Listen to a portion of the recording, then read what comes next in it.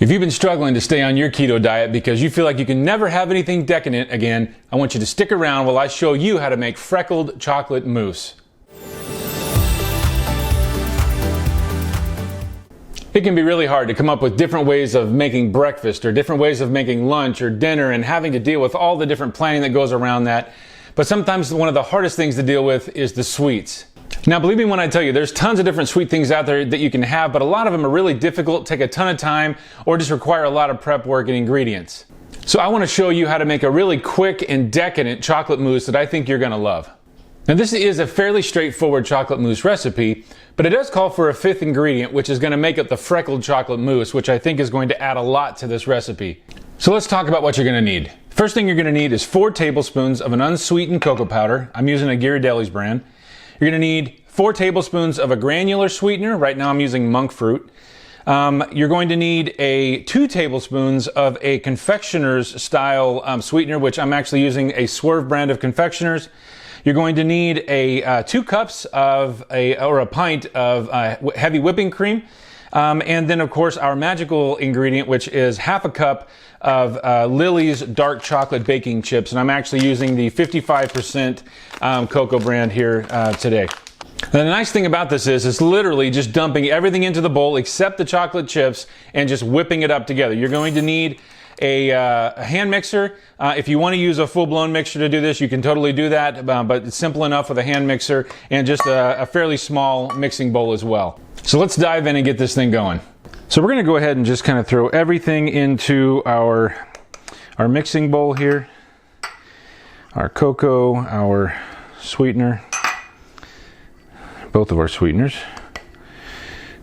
And then go ahead and add our whipping cream.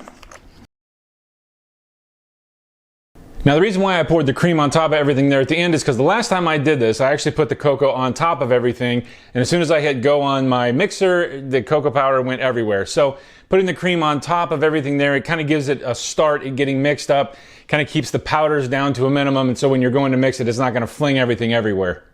All that's really left is to kind of start mixing this for probably anywhere between 2 and 3 minutes. What you're going for are really stiff peaks, and you'll see it. It's really the consistency that you want.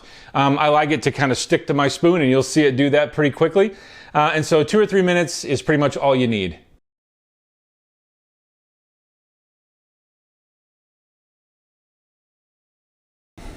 All right, now we can kind of see that this has turned into a full-blown mousse at this point.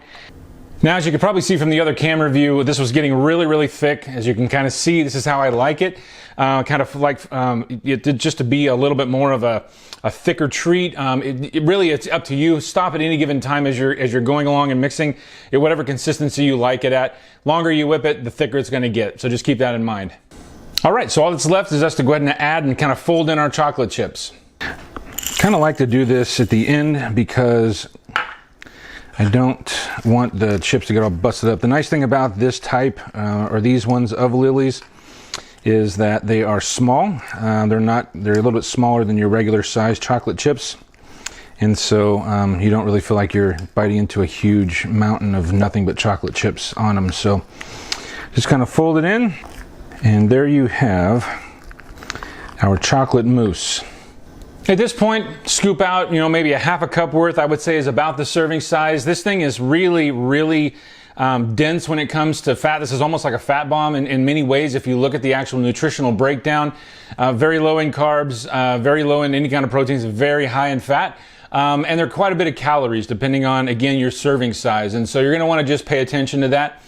Other than that, I would say scoop out a serving size, throw on maybe just a tiny little bit of, if you can get together like some sugar-free whipped cream or something along those lines. And even, hey, just between you and me, sprinkle a couple extra chocolate chips on top, and you got yourself an incredible treat. Hey, if you like content like this, I'd like to encourage you to jump over to my channel. Please consider subscribing. If you do subscribe, click on that little bell icon, which is going to turn on notifications. Please consider liking this video and give me a comment down below. The great thing about a lot of these recipes is they're fully and utterly customizable. Take it, tweak it, add more sugar, substitute if you want it sweeter, add less if it's too sweet.